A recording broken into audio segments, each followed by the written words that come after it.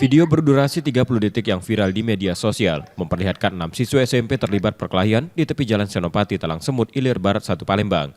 Aksi 1 lawan 1 itu menjadi tontonan warga sekitar yang enggan melerai. Peristiwa diduga terjadi usai jam pulang sekolah. Babin Kamtibnas setempat mendatangi lokasi, namun perkelahian telah dibubarkan.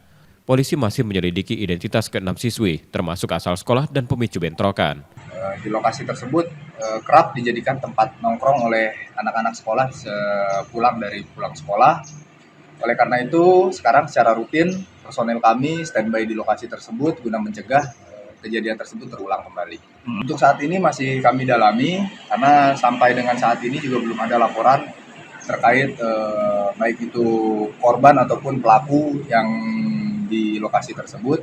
Untuk personil masih mencari informasi berdasarkan keterangan dari masyarakat sekitar.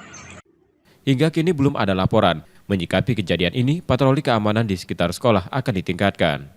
Reski Oktora, Muklas Diferensial, Kompas TV, Palembang, Sumatera Selatan.